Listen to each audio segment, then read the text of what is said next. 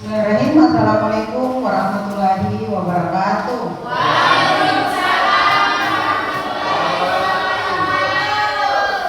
Yang sama kita hormati Bapak Kepala Sekolah UPT SDN 116 Sepakat, dan yang saya hormati Bapak, Ibu beserta staf UPT SDN 116 Sepakat. Alhamdulillah, puji syukur kita panjatkan kehadirat Allah Subhanahu wa taala, karena atas berkatnya lah kita bisa berkumpul bersama di tempat yang berbahagia ini dalam acara pengimbasan coding dan kecerdasan artifisial dalam keadaan sehat walafiat. Dan tak lupa pula kita kirimkan salam dan salawat kepada Nabi Muhammad SAW. Semoga kelak kita mendapat syafaatnya. Sebelum kita lanjut, mari kita mendengarkan beberapa penyampaian dari kepala sekolah pada Bapak kami bersama.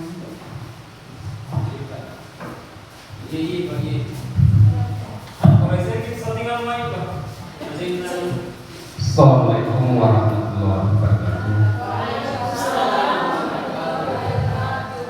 Alhamdulillah, puji syukur senantiasa kita panjatkan kepada Allah Subhanahu wa taala, di mana pada pagi yang berbahagia kita masih sempat dipertemukan oleh Allah Subhanahu wa taala dalam kaitannya tugas kita sehari-hari.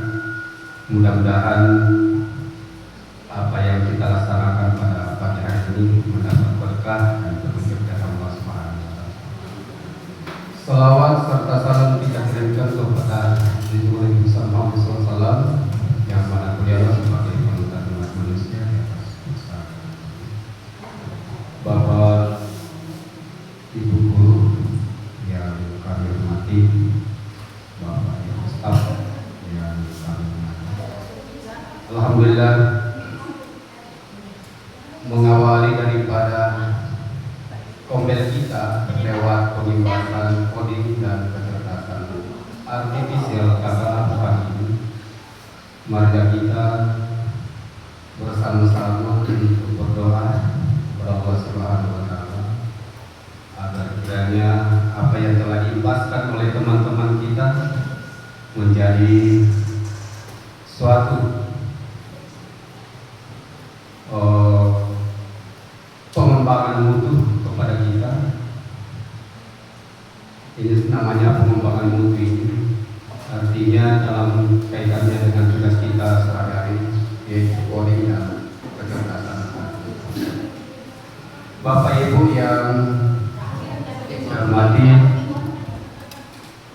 marilah kita mengikuti pengimbasan coding ini yang disampaikan oleh teman kita yang pernah mengikuti pelatihan beberapa bulan yang lalu. Tetapi walaupun sudah lama, tapi masih semangat untuk materinya menyampaikan apa yang telah diperoleh di tempat pelatihan kemarin. Olehnya itu Bapak Ibu, ini suatu bukti nyata bahwa kita punya kemajuan untuk membangun pendidikan lewat yang dinamakan dengan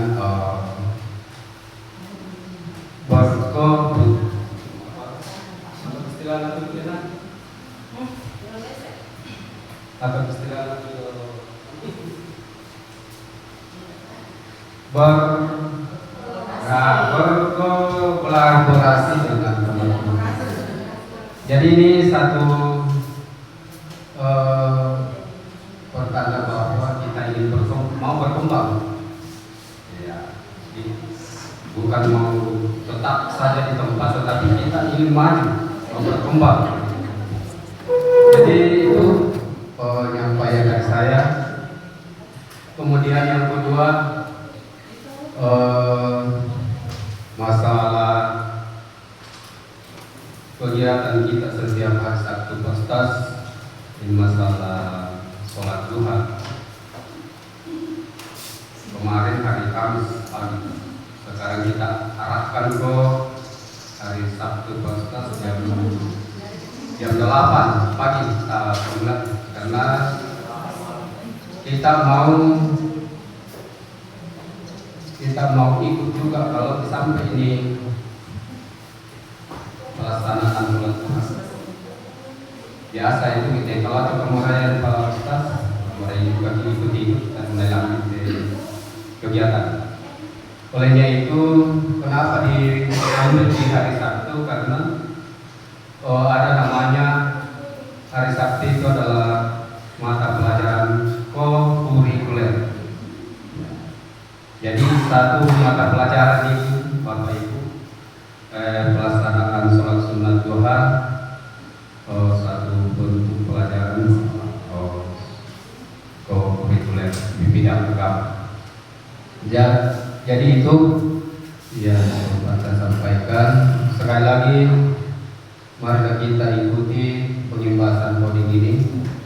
Mudah-mudahan apa yang telah disampaikan oleh Bapak Ibu pemateri nantinya, teman kita Ibu pemateri, ada makna dan ada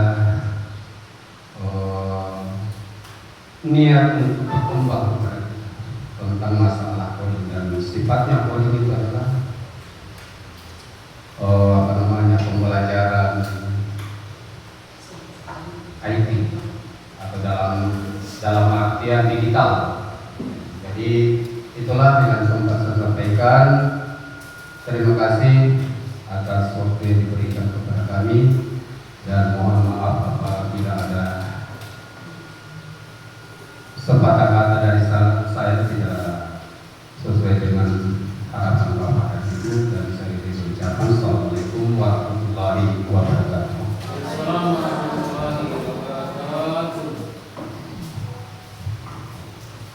Nah, tadi beberapa informasi dari Bapak Kepala terkait kegiatan kita pada siang hari ini. Selanjutnya mari kita sama-sama mendengarkan pembahasan coding dari Ibu Hartati. Kepada Ibu disiapkan.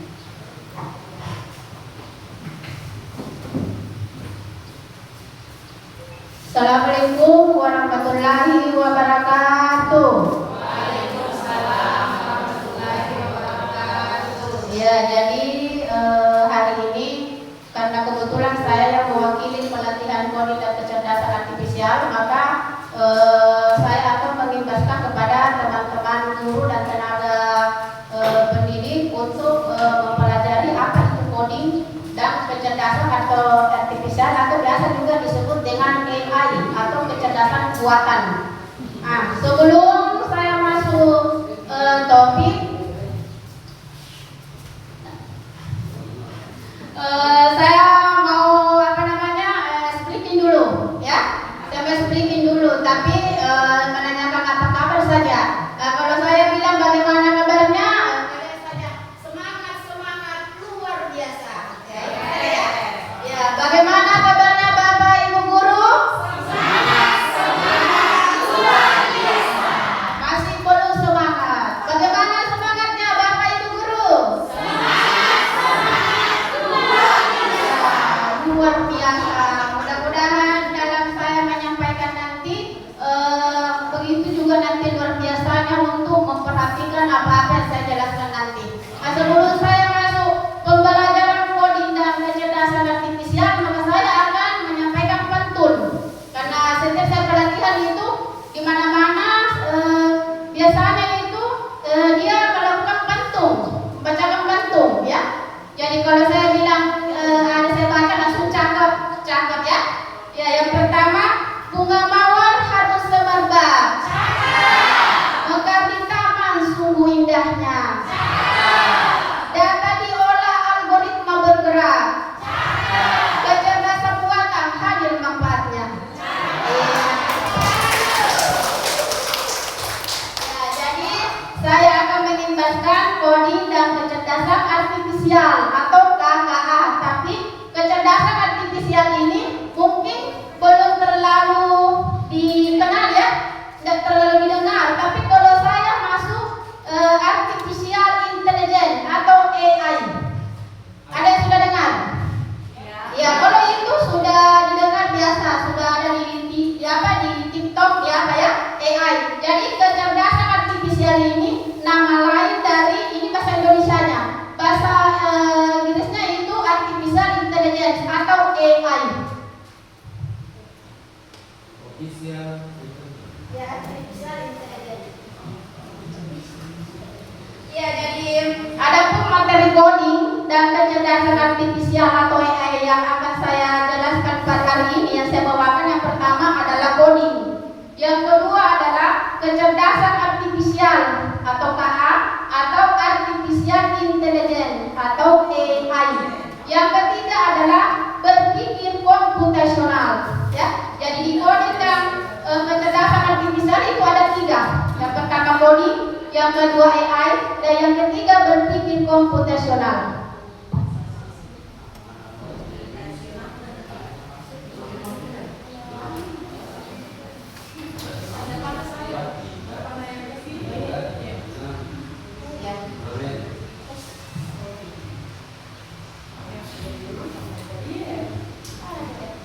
Ya, jadi yang pertama tadi adalah coding.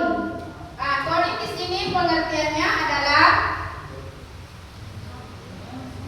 yaitu memberi instruksi atau perintah kepada komputer atau tablet supaya melakukan sesuatu atau bahasa yang digunakan untuk berbicara dengan komputer. Tujuannya di sini yaitu jadi tujuan Bapak Ibu guru untuk mempelajari coding di SD itu karena memang dasar-dasarnya saja di SD ya. Dia belum mempraktekkan kayak gen-gen yang terlalu tinggi, belum bisa. Jadi kita dasar-dasarnya saja. Jadi tujuannya di sini coding yaitu agar bisa menjadi seorang programmer ya, yang dimana tidak hanya bisa bermain game ya, tetapi bisa menciptakan game. Jadi coding ini tujuannya bukan hanya kita yang bermain game, tetapi kita yang bisa menciptakan game sendiri. Jadi anak SD itu pun bisa menciptakan game. Nanti saya jelaskan nanti di permainan codingnya.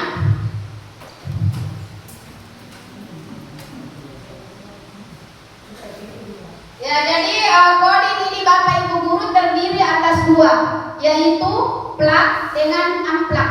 Yang pertama plug. Ya, jadi permainan plug ini anak-anak belajar coding dengan menggunakan komputer, ya, komputer atau menggunakan HP bisa, tablet bisa. Yang kedua unplug. Unplug itu permainan ini atau anak-anak itu belajar coding dengan menggunakan permainan, cerita, teka-teki dan permainan aktivitas fisik.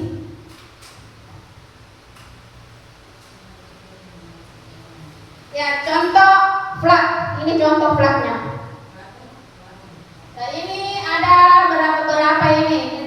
Kalau ini bisa dijelaskan nanti di apa namanya di Kompel, ya. Kita masuk salah satunya ini untuk mempelajari coding, untuk dijelaskan ke anak-anak. Yang pertama itu saya tidak terlalu pintar juga bahasa Inggris, tapi mudah-mudahan benar. Yang pertama adalah Scratch. Cocok ya? Scratch. Bisa bahasa Inggris? Sudah cocok Ibu guru? Ya, Scratch. Yaitu platform pemrograman visual. Kalau visual itu melihat ya, melihat berbasis blok yang flare, memungkinkan pengguna membuat game, animasi dan cerita interaktif dengan menyeret meletakkan blok kode. Jadi dia menyeret, menarik. Yang kedua, code.org. Sudah cocok Ibu Kasmi? Ya, code.org yaitu menyediakan kursus pemrograman interaktif dengan antarmuka visual yang menarik, cocok untuk berbagai usia. Jadi bisa TK sampai orang tua, ya. Kan ini saat berbagai usia berarti tidak dibatasi, dari anak TK, dari anak kecil sampai usia lansia juga bisa. Yang ketiga, Manuscript Education Edition, yaitu anak-anak dapat belajar coding dengan memodifikasi. Ya, jadi ada memodifikasi nih. Game Minecraft menggunakan blok kode atau bahasa Python. Yang keempat, Python dengan modul seperti Title Graphics, yaitu untuk pengguna yang lebih besar yang kuat. Modul grafis seperti Title Graphics memungkinkan pengguna membuat gambar dan animasi pengguna. Yang kelima yaitu JavaScript, yaitu bahasa pemrograman script yang sangat populer digunakan untuk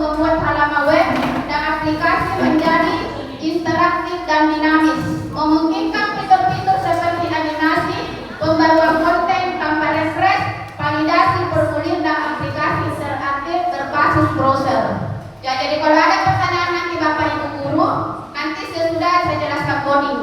Itu pun kalau bisa saya jawab, bisa juga dibantu teman kalau kurang. Ya, yang ini yang perlu dilakukan di SD. Contoh amplak, ini bagus sekali. Kalau anak-anak dari masa kecilnya ini diajarkan amplak, ini sungguh luar biasa. Karena saya lihat ini amplak-amplak, dia masuk di numerasi waktu NBK ya Bu Pri. Ya, sama yang Ibu Nurjana, dia masuk di numerasi kayak ini, di Busuri. Yang begini. Jadi soal-soal di numerasi itu sebenarnya itu adalah contoh coding amplak. Ya, jadi kalau anak-anak sudah menguasai ini, nanti NBK itu sudah dibawa gitu. Karena kalau coding amplaknya ini dia masuk di numerasi literasi ada di coding. Jadi kalau codingnya sudah bagus, NBK-nya juga pasti bagus kan. Ya, ini bisa kita kasihkan di kelas 1 ini ya. Bisa ini kelas 1, gurunya kelas 1. Ini kan di sini ada A. Warna A itu ada orange. B ada hijau, O ada biru kayak ini, biru. Yang orange juga orange 2 ada C, ada merah, ada I, ada E. Nah, di sini anak-anak dilihatkan gambar karena kelas 1 ya. Biarpun kelas 6 itu 1 sampai 6 itu dia suka warna-warni. Nah, macam ini kan B, dia kan B warna hijau, otomatis dia harus B di sini. Warna ungu, kalau ungu O, berarti dia O di sini. Ya, ini kelas rendah bagus sekali. Kelas rendah. Ini kalau permainan coding yang kita lakukan, anak-anak saya yakin dia antusias untuk belajar. Yang kedua ini mewarnai bunga. Ini bunga begitu juga, warna orange paling luar, kuning kedua, hijau ketiga, warna hijau muda di dalam. Ini bagus sekali untuk kelas rendah. Kelas rendah ini luar biasa ini. Mengikut tumpukan kubus, dia belajar matematika lagi. 1, 2, 3, 4 dia turunkan ke sini. Tapi usahakan Ibu, kita suruh murid itu mulai dari kanan ke kiri. Dari kanan ke kiri, jangan dari kiri ke kanan. Karena kan mulai dari satuan, puluhan dan ratusan. Mulai dari satuan, puluhan dan ratusan. Ya, itu saja. Ini kan 4, 1, 2, 3 bisa taruh di sini 5 ya. 5. Di sini ada 1. Yang di sini ada 4, berarti 415. Ya, bisa di kelas rendah ini. Nah, ini juga penjumlahan piksel. Nah, ini penjumlahannya ini 1, 2, 3 ini Ibu bisa dijadikan di sini. Sesuai ini bentuknya dikasih pindah ke sini. Ini juga bentuknya dikasih pindah ke sini. Ini juga bentuknya dikasih pindah ke sini. Ini jadi dalam 3 kotak ini bisa dijadikan 1 kotak. Ini bisa kelas 1 sampai 6 bisa. Tapi kalau kelas 1 mungkin ini terlalu ya, masih sulit mungkin. Kalau di kota ini enggak, tapi kalau disepakat ini anak-anak ini ada yang bermain sedikit. Bisa di kelas tinggi ini. Kalau kode bintang, nah ini juga kode bintang. Dilihat ya, ada 1 warna kuning ini bisa dikasih turun ke sini ya. Ini juga. Kalau ini mewarnai pembagian ini, misalnya 4 dibagi 2. 4 dibagi 2 kan dia warna biru, berarti kita kasih biru di sini. Ya, warna orange, misalnya 16 bagi 2 ada 8. Gimana ada 8? Berarti dia warna ungu.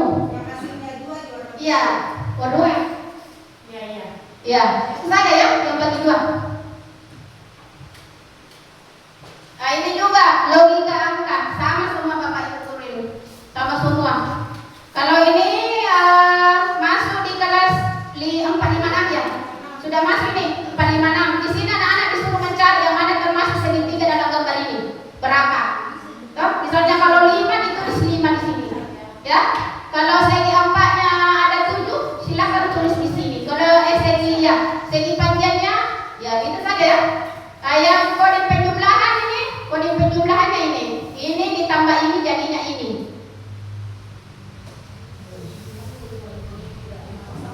Iya, dikatakan.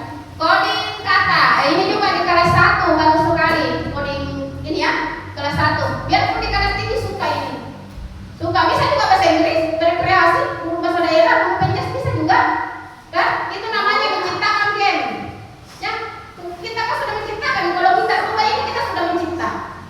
Yang kedua ini, yang ini disilang.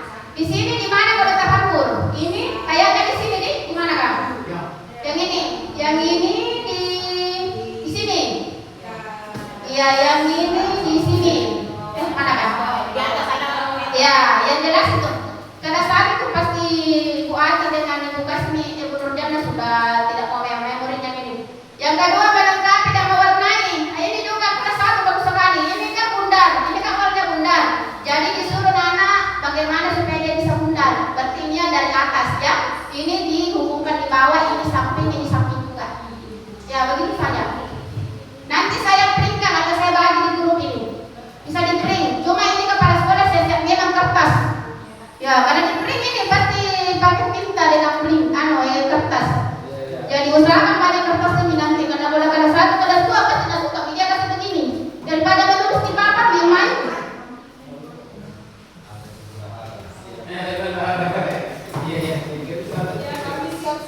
Nah ini kalau ini Bapak Ibu guru bisa menggunakan permainan. Nah ini aktivitas fisik namanya. Dia anak-anak goyang. Ya jadi permainannya ini berjudul permainan robot dan programmer. Karena programmer itu adalah Bapak Ibu orang yang memerintahkan komputer. Ya. Jadi cara bermainnya gunakan papan kotak. Misalnya 5x6 terserah. Ya. Yang digambar di lantai atau di kertas. Jadi bisa Bapak gambar di lantai di sini, bisa juga pakai kertas. Tidak ada esnya. Pakai kertas. Kalau pakai kertas, Ibu Bapak guru jangan disimpan saja di kertas, harus akan dilapang supaya tidak lari, tidak tidak tendang anak-anak. Yang kedua, buat kartu-kartu dengan simbol panah. Misalnya maju. Ada tanda maju ya.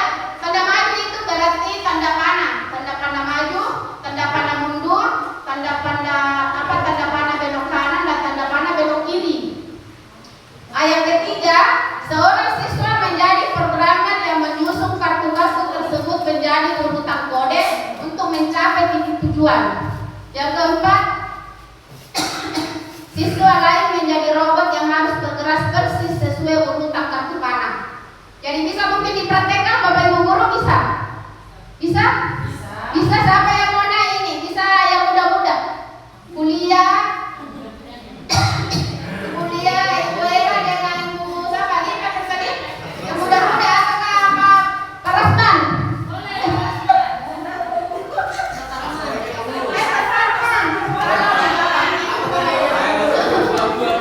Iya, 3 orang saja. Ya bisa. Ya coba Ibu Lida. Ibu Lida di sini sebagai programmer, tapi tidak ada kartunya nih. Belum ada kartunya. Yang penting sudah dimengerti Bapak Ibu guru ya. Iya, nanti dipraktekkan di kelas karena tidak mau peserta naik. Iya, jadi sampai di sini ada pertanyaan? Tidak ada. Tidak ada pertanyaan. Masa tidak ada pertanyaannya? Dari tadi saya menjelaskan pasti tidak berhasil. Karena tidak ada pertanyaannya. Berhasil. Oh ya, berarti saya lanjut saja dulu nih. Iya lanjut. Ya jadi saya jelaskan sedikit Bapak Ibu. Di dalam coding itu orang yang memerintahkan perintah di komputer itu namanya programmer. Jadi kita ini semua adalah programmer, orang yang memerintah komputer. Kita berbicara kepada komputer. Kita kan biasa di Google ya, ada namanya suara, carikan saya apa itu pengertian ini. Itu kan berbicara ya. Ada juga menuliskan, kita ketik. Nah itu. Nah sekarang kecerdasan artifisial, ya KA, biasa disingkat KA atau artificial intelligence atau AI, ya ini yang paling banyak ini berseliuran di TikTok, di Instagram, pokoknya di media sosial, ya jadi AI itu adalah kemampuan mesin untuk meniru kecerdasan manusia seperti berpikir, belajar, memecahkan masalah dan membuat keputusan. Ya, jadi ini buatan kecerdasan buatan. Yang AI itu kecerdasan buatan. Apa yang dibuat oleh manusia. Tapi ada kelemahannya di Bapak Guru AI. Dia tidak berperasaan. Ya, karena dibuat oleh manusia. Siapa yang pernah lihat? Kalau itu hari saya pernah lihat robot di luar negeri dan tahu di mana itu bukan lagi manusia yang melayani warungnya, ya kafenya, tapi sudah robot.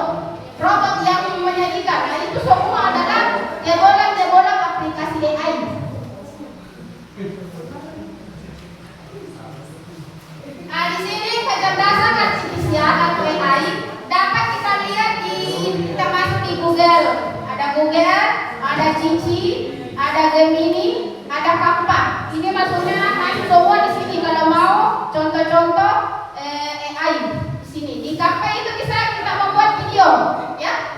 Ya, Bu Ena, seperti jelaskan tadi bisa toh? Itu juga yang dijelaskan Bu Ena bisa juga dijelaskan di konten nanti. Karena teman-teman itu bisa membuat di situ toh. Yang begitu kalau mau kasih pelajaran untuk kuliah. Ya ini semua Google, Cici, Gemini, Kappa sejenisnya itu termasuk yang bisa kita masuki kalau mau masuk di pembelajaran AI. Nah di sini AI itu atau kecerdasan artifisial itu ada dua. Yang pertama adalah mesin cerdas. Yang kedua adalah mesin tidak cerdas. Ya jadi kalau mesin cerdas itu mesin yang memiliki kemampuan untuk berpikir, belajar dan mengambil keputusan secara mandiri berdasarkan data dan situasi yang dihadapi. Mesin ini menggunakan teknologi kecerdasan buatan. Ya, jadi ada contohnya nanti. Yang kedua, mesin tidak cerdas, yaitu mesin yang hanya bekerja berdasarkan instruksi atau perintah tetap yang sudah diprogram oleh manusia. Ya, jadi kecerdasan artifisial itu ada dua, ada mesin tidak cerdas dan ada mesin cerdas. Nah, di sini mesin cerdas itu ciri-cirinya yang pertama, bisa belajar dari pengumpulan data dan pengalaman. Yang kedua, mampu beradaptasi dengan perubahan. Yang ketiga, dapat mengambil keputusan sendiri. Yang keempat, bisa berinteraksi dengan manusia secara alami. Ciri-ciri mesin tidak cerdas, yang pertama hanya melakukan tugas perintah. Ya, jadi apa yang diperintahkan itu saja dia lakukan. Dia tidak bergerak sendiri. Yang kedua, tidak bisa berpikir atau mengambil keputusan. Yang ketiga, belajar dari data. Yang keempat, tidak bisa beradaptasi. Ya, itu ciri-cirinya. Nah, sekarang contohnya.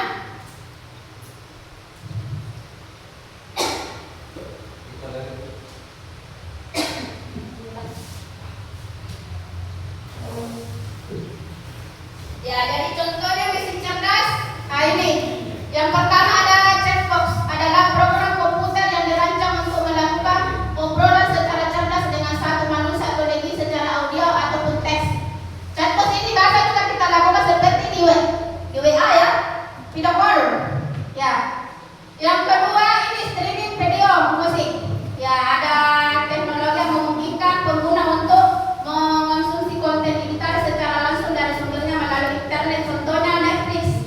Seperti ini cewek-cewek, apa yang biasa dinonton ini? Aplikasi apa? Yang musik-musiknya? Ya, itu semua buatan AI ya. AI. Nah ini ada Google Share Engine, ada fitur selfie. Ini selfie-nya ada yang telinganya kayak anjing begini, ada yang akan ada kejadian itu apa namanya? Bukan ya? Selfie. Yang kedua pemesanan ojek. Nah ini ada Grab, ada Gojek. Sudah pernah ya? Ya itu semua aplikasi cerdas dari AI. GPS. Kalau mau berangkat ke Makassar, nah tidak pernah ke Makassar, bisa menggunakan ini, ya. Belok kiri, belok kanan, 25 menit lagi kita belok kiri ya. Itu GPS itu. Cocok kan? Cocok ini? Ya, internet marketing. Ini kalau seperti ibu-ibu yang mau menjual, sampai di sini penjual online. Ya bisa ini namanya internet marketing. Bisa menjual lewat online. Ya, internet marketing adalah strategi pemasaran yang menggunakan internet untuk menyampaikan pesan promosi kepada pelanggan. Ya, kalau Bu Ena mau menjual donat, bisa lewat marketing ini. Namanya. Yang ini yang paling banyak. Ada Facebook, FB, ada Instagram atau IG, ada TikTok, ada YouTube, ada Twitter, WhatsApp, Line, Tambir. Ya ini semua termasuk jebolan AI mesin cerdas. Ya ini ya, translator itu alat yang digunakan untuk menerjemahkan bahasa. Nah, bisa masuk di Google itu biasa kan tidak tahu bahasa Inggrisnya ini toh. Nah, dicari di situ. Apa? Langsung kasih lihat gitu. Ya, langsung jelaskan itu. Ini. Kalau video game ini luar biasa ini. Mungkin anak-anak muda itu bukan orang tua ini suka pakai ini. Ya, itu semua jebolan AI mesin cerdas. Nah, ini contoh mesin cerdas. Nah, kalau contoh mesin cerdas ini dia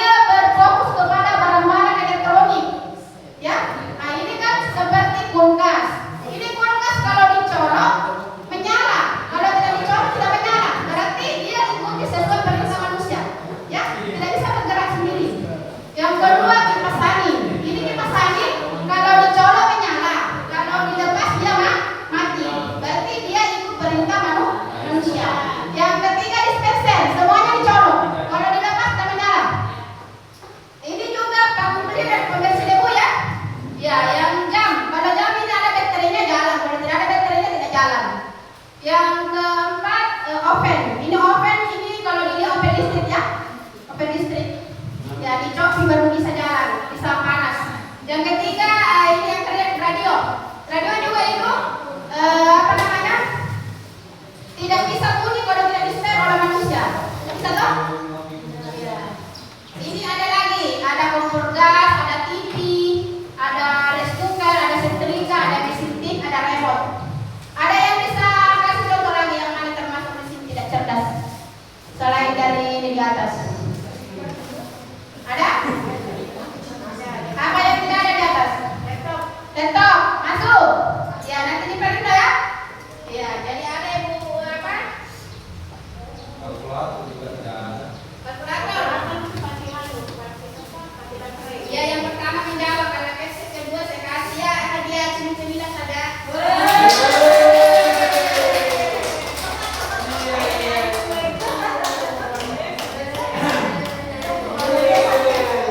Ya, nanti ada juga permainan teka-tekinya.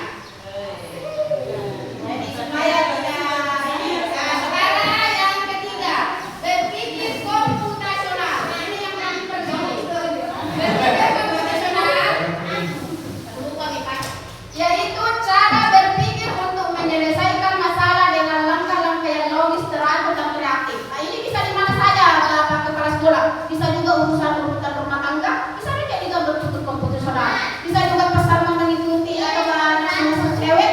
Ya, macam berpikir komputasional kan dulu bagaimana caranya ini. Ya, besar Maya. Jadi saya ini segala berpikir komputasionalnya ini segala arah. Ya, jadi berpikir komputasional ini ada empat. Ya, ada empat. Yang pertama namanya dekomposisi, yaitu memecah masalah besar menjadi bagian-bagian kecil. Yang kedua, pengenalan pola, yaitu mencari kesamaan atau pola dari masalah. Yang ketiga, abstraksi, yaitu fokus pada hal yang penting, abaikan yang tidak penting. Yang kelima adalah algoritma, yaitu menyusun langkah-langkah jelas untuk menyelesaikan masalah. Ya, jadi berpikir komputasional itu kasar ada empat. Jadi kalau mau berpikir komputasional gunakanlah keempat ini. Ya. Cara mendekati garis tuh. Ya, ini contohnya. Contohnya di sini adalah berpikir komputasionalnya itu membuat mie instan. Sudah semua ya? Sudah semua. Makanya saya ambil ini contohnya karena pokoknya ini di antara beberapa orang ini pasti sudah pernah membuat mie instan. Karena itulah makanan yang paling simpel. Ya, jadi yang pertama dari membuat masalah dekomposisinya. Jadi kita tentukan dulu Bapak Ibu guru masalah besarnya. Masalah besarnya tadi adalah membuat mie instan. Yang kedua bagian-bagian kecilnya. Ini adalah bagian-bagian kecilnya. Yang pertama yang menyiapkan alat dan bahan. Yang kedua membuka bungkus mie dan bumbu. Yang ketiga mendidihkan air. Yang keempat memasukkan mie ke dalam air yang mendidih. Yang kelima menunggu mie matang. 6 mencampur mie dan bumbu. Dan 3 menyajikan mie. Jadi perhatikan itu nih Ibu Guru karena sebentar saya ada soal dijawab. Ya, ada soal yang perhatikan. Ya, ini dekomposisinya mie. Jadi dekomposisi ini kayaknya cara membuat.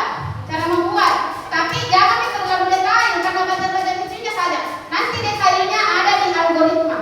Jadi ini bagian kecilnya saja, bagian kecilnya. Karena bagian besarnya membuat mie instan, bagian kecilnya saja. Walaupun tidak lengkap, tapi dia ada pertama dan terakhir. Nah, ini pengenalan pola. Pengenalan pola kalau membuat mie instan itu yang pertama sama-sama direbus, toh? Sama-sama direbus. Kalau mie goreng, pokoknya sejenis mie itu kalau mau disiram pasti yang pertama-tama direbus atau disiram ya, bisa. Itu sama-samanya. Pengenalan polanya sama-sama disiram. Yang kedua sama-sama memakai bumbu, toh? Bumbu kalau mie itu pasti ada bumbunya. Kalau mie yang tidak ada bumbunya biasa. Tapi biasa ada mie tidak ada bumbunya. Mungkin waktu di pabrik itu pegawainya lupa kasih masuk. Karena ada juga biasa saya dapat double. Ya. Yang ketiga mie goreng dibuang airnya dan mie instan tidak ya. Itu polanya itu mie. Jadi persamaannya itu sama-sama pakai bumbu, sama-sama pakai air mendidih. Itu persamaan polanya.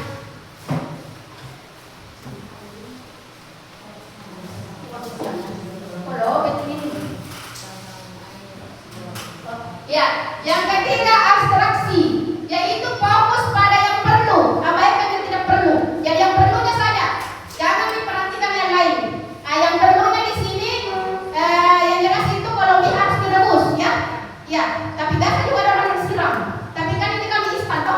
Ya, yang kedua masukkan mie. Yang ketiga tunggu matang. Yang kelima campurkan bumbu. Yang kelima siapkan. Ini penting toh? Penting. Ya, yang tidak pentingnya itu jangan diperhatikan berapa suhunya ini air, berapa panasnya ini api kompor. Jangan diperhatikan itu. Yang penting-pentingnya saja. Ya, diabaikan itu yang tidak penting. Karena ini api kompor panasnya kan tidak mempengaruhi. Kan?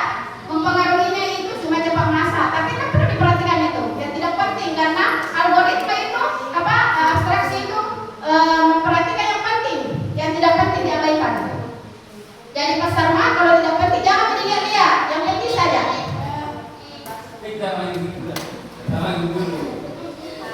Ya, sekarang algoritma. Nah, ini Ibu, Bapak Guru.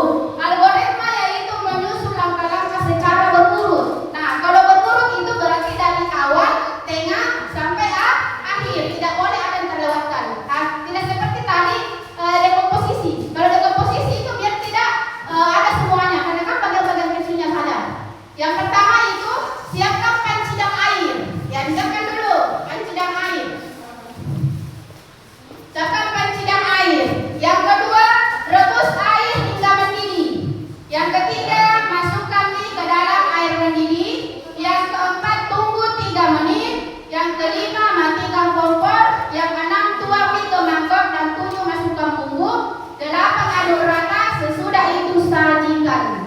Ya, itu algoritma itu menyusun secara urut. Tidak boleh yang di bawah jadi di atas, tidak boleh di tengah jadi di bawah. Jadi harus dari awal, tengah sampai akhir. Itu algoritma. Ya, jadi sampai di sini ada yang mau bertanya? Mana PM-nya? Bertanya dong. Ya, kalau begitu saya kasih tugas. Siapa yang bisa menjelaskan? Tentukan dekomposisi, pengenalan pola, abstraksi, algoritma dari lampu lalu lintas. Siapa yang bisa? Dekomposisinya apa? Pengenalan polanya apa? Abstraksinya apa? Dan algoritmanya apa? Paling gampang ini, makanya saya ambil karena setiap hari naik kendaraan.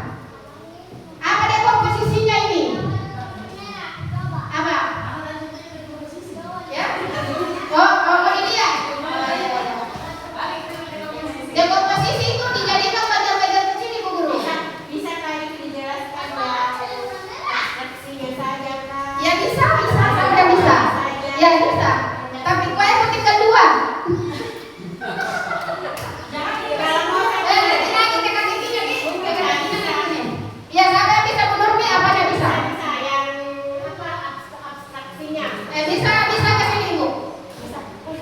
Tampilkan dulu di sini, saya selalu di bawah. Sangat bisa. Ya ini bisa ya. Apanya yang dijelaskan?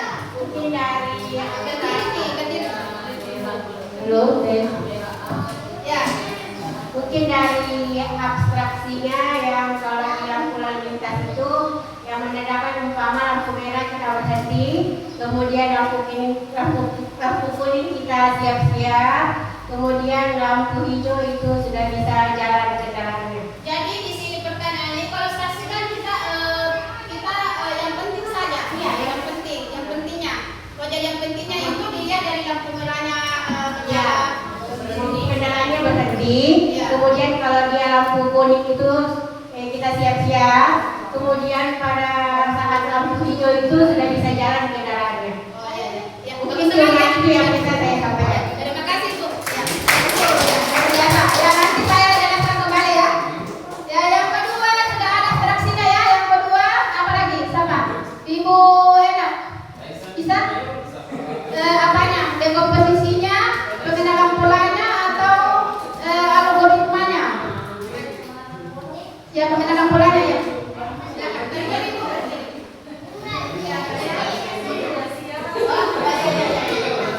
Pengenalan pola ya. Yang kedua. Ya. Ya, apa persamaannya di sini? Jadi pengenalan pola itu persamaannya yang kita cari. Ya, persamaannya yang kita cari itu. Korelasinya. Ya, kita itu sama.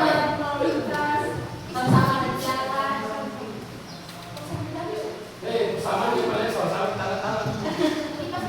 Oke, kalau untuk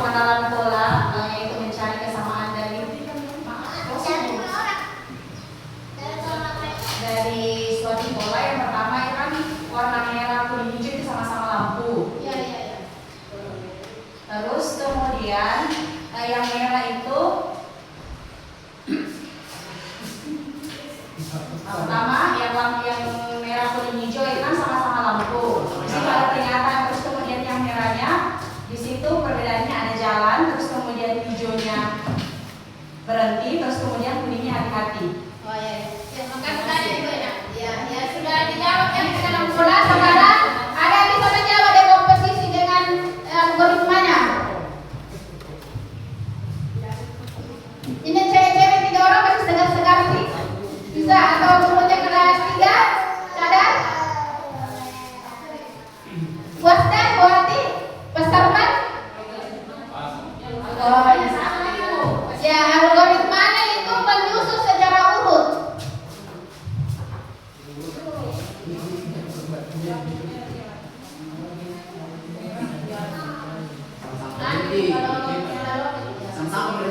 Ya ini algoritma ya.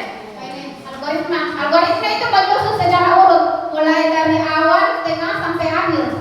Ada yang bisa di sini kalau di sini belum pernah. Tugas nih. Ya kelompok ini ya nggak pernah menjawab. Bisa kelompok tugasnya atau Ibu Kopri bisa mewakili atau Ibu Ernawati. Berna ya Berna ya. Ya cocok. Ya ini Ibu Ernawati silakan. Ya silakan apanya.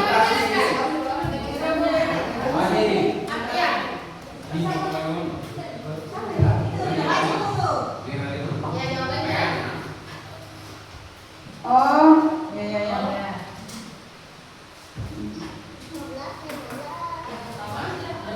Oh, yang pertama lampu merah menyala, lampu merah untuk berhenti. Yang kemudian yang kedua, susunan yang kedua warna kuning untuk bersiap-siap untuk jalan. Kemudian yang ketiga yang di bawah warna hijau untuk jalan.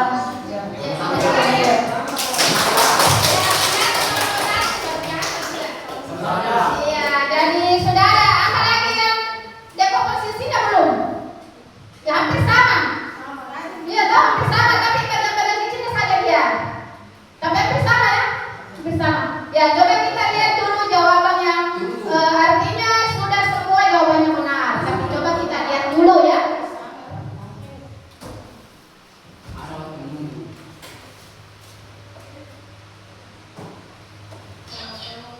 Nah ini saya yang menjawab belum tentu benar ya kan? Ya di sini kan ada dekomposisi ya. Yang pertama masalah besarnya yaitu lampu lalu lintas. Ya jadi harus Ibu dijelaskan dulu yang mana itu masalah besarnya. Jadi masalah besarnya itu lampu lalu lintas. Nah dijadikan bagian-bagian kecil. Ya kalau lampu merah memerintahkan berhenti. Ya itu dekomposisinya. Yang kedua lampu kuning pasti memerintahkan untuk berhati-hati, pasti toh? Ya pasti.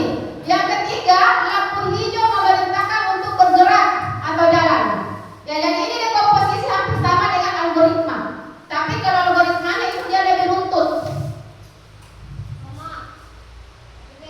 Nah ini pengenalan polanya. Pengenalan polanya ini sama-sama mengatur lalu lintas, toh? Sama-sama. Yang kedua sama-sama mempunyai tugas. Toh?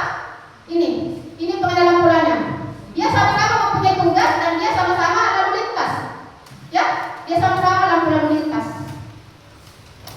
Bukan marka jalan ya. Ya, itu pengenalan pola. Yang ketiga, abstraksi yang perlu saja dilihat. Nah, jadi di sini hal yang pentingnya apa dulu? Hal yang pentingnya itu kita perhatikan lampu merahnya. Kita perhatikan ya. Kalau kita berhenti di lampu merah itu pasti kita perhatikan lampu-lampunya kan? Ya, ada lampu merahnya, kita perhatikan lampu kuningnya dan kita perhatikan lampu hijaunya, diperhatikan lampunya. Yang tidak perlu diperhatikan itu jangan diperhatikan itu hanya lampu merah. Ya, jangan dilihat itu. Pasti kalau ada lampu merah pasti kau sudah tidak lihat tiangnya. Pasti yang diperhatikan lampunya. Oh iya, berarti yang diabaikan dia lihat. Ya, kalau pasar begini bukan intinya yang dia lihat, tapi yang diabaikan yang tidak perlu. Iya, yang tidak perlu dia suka. Iya, ini pasar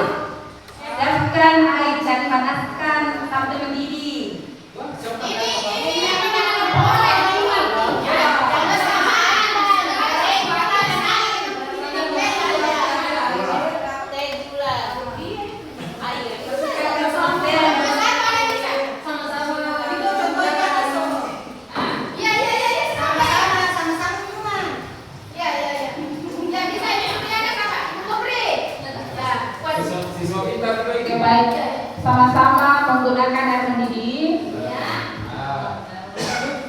Sama-sama menggunakan gelas, sama-sama diaduk.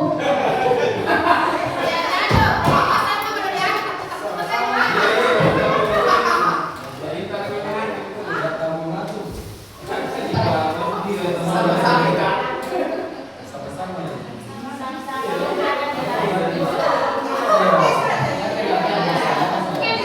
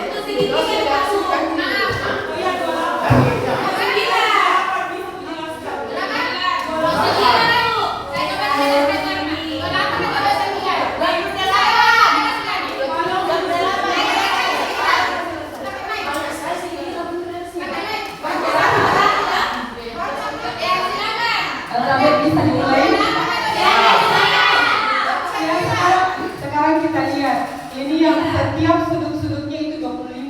Oke? Kemudian kalau digabung ini semua 26. Kemudian diambil lagi di sudutnya. Itu 1. Diambil lagi di sudutnya. Diambil lagi di sini, diambil lagi di sini, berarti bukan 28 tapi 30.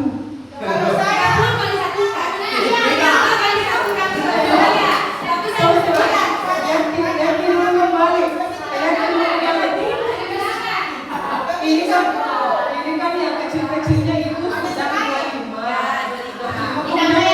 Dari sini sampai sini berarti 26. Dan ini sampai sini 27. Ini sampai sini 28. Dan ini naik lagi 29.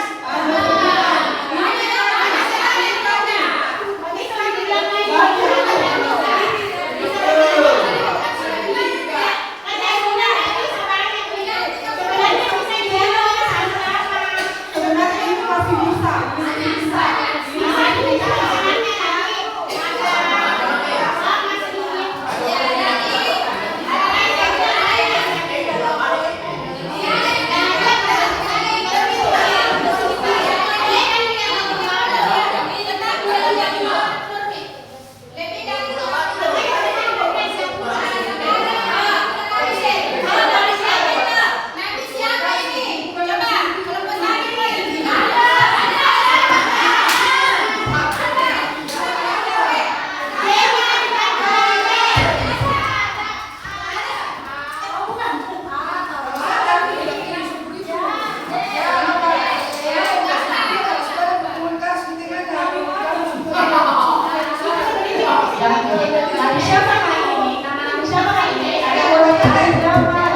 Ditambah gambar jam di belakang.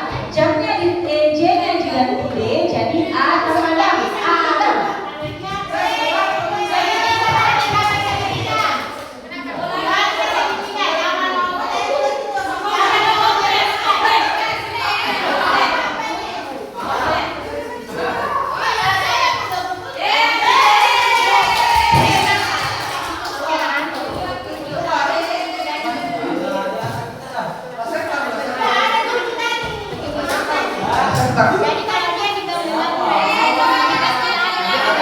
Assalamualaikum warahmatullahi wabarakatuh.